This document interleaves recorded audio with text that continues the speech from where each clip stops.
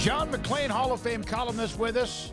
GallerySports.com, 610 in Houston, among many radio stations he appears on, including ours, each week. And he joins us on 365 Sports. And John, free agency's off and running. Let's start with Aaron Rodgers. With not only the interest in New York and vice versa, but now a wish list. How do you think this is going to end up? Well, I think he's going to the Jets, and I don't like that the Jets are – it's okay to sign Alan Lazard. He's a legitimate receiver.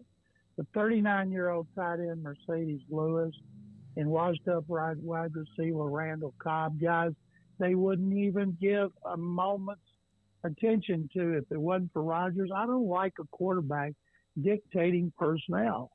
And Rodgers has become a head case anyway. He's going to be on with Pat McAfee tomorrow, and I'm sure it'll all be done by then. But he seems to love the attention he's getting, and I don't like the way it's going. If I was him and I was going to pay him $58.3 million this year, I would sign Lamar Jackson to an offer sheet and give up the 2-1s for him instead of Aaron Rodgers, who's 39, and Jackson just turned 26.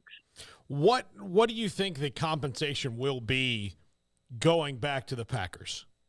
Well, they're going to get at least 2-1s. I mean, that's what everybody said all along. I mean, he's won 4 MVPs. He won 2 in a row. Then he had a mediocre season last year.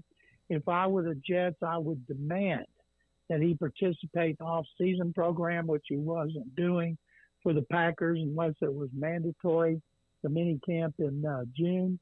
And so if this was the Rodgers who had seemed to gone off his rocker, I wouldn't hesitate. But, man, he's 39, and you're going all in with a young team. And if it doesn't work out, then what are you going to do? If you go back and look at their quarterbacks, they've had like 12 different starters over the last 13 years. And that's why I'd rather have Lamar Jackson instead of Rodgers.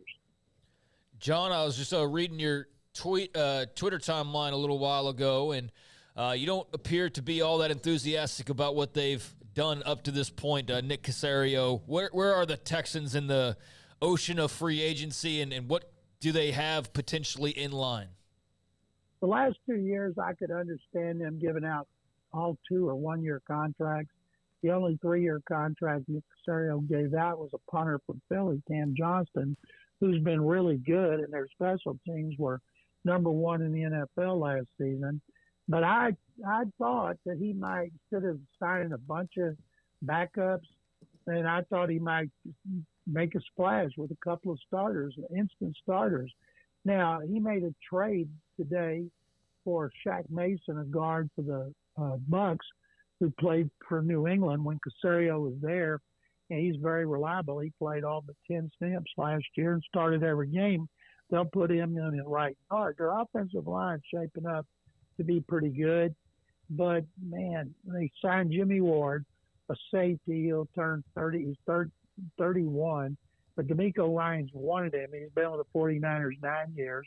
And he'll start, and I like that one. And I like the signing of Case Keenum because he's a backup quarterback. And the number 2 pick's going to need a backup quarterback. Case, this will be his 3rd time with the Texans. And he is beloved here because he spent 6 years at the University of Houston setting all kind of NCAA records. And I assume Case is going to be a coach after his career's over like his dad. And he lives here.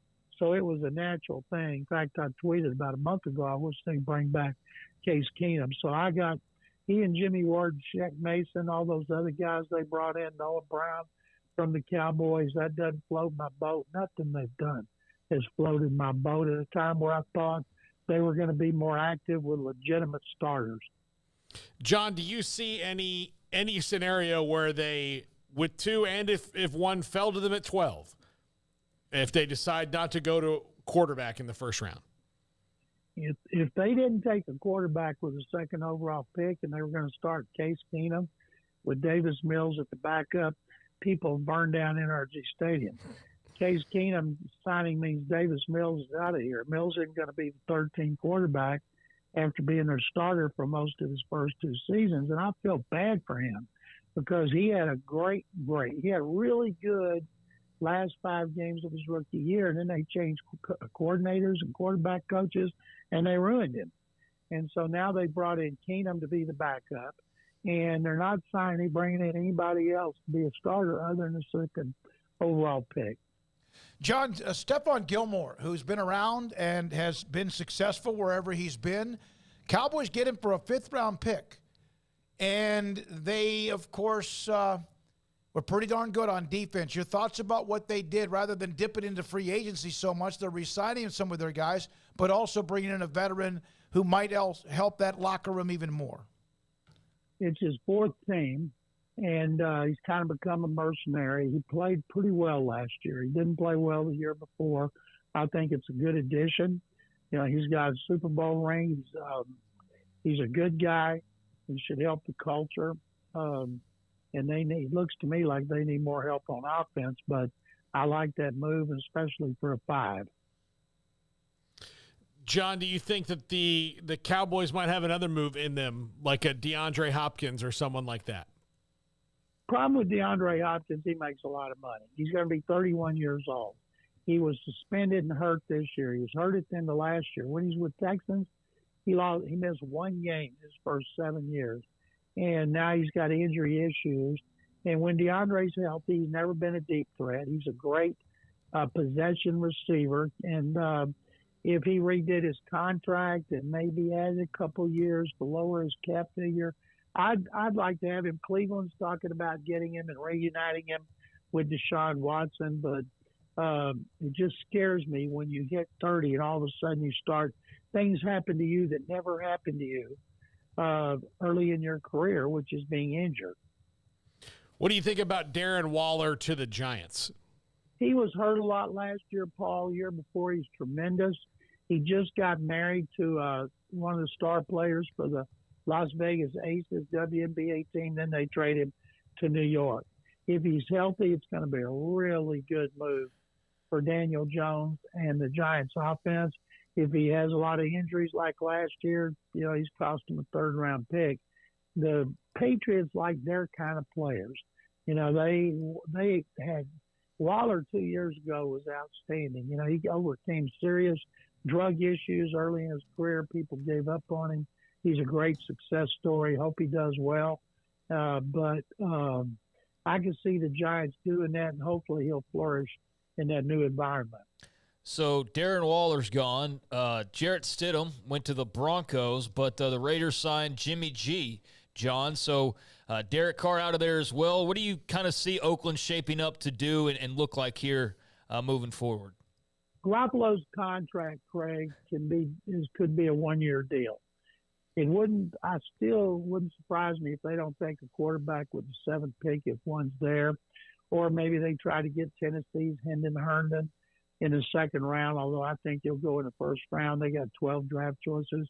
Maybe they trade back into the 1st round, but I'm not so sure they're not going to take a quarterback with the 1st pick they have, 7th overall, or maybe try to trade up to get one of the top 4 and let him sit for a year behind Garoppolo. But Garoppolo's only had 1 season in which he played every game. He came into the league in 2014.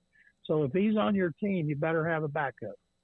John, with the cap moving up, it seems like there are teams, of course, releasing. I asked you this last week, if it's monopoly money, if it's real, and it is real. There's no question. You were talking about everyone, lots of players being released.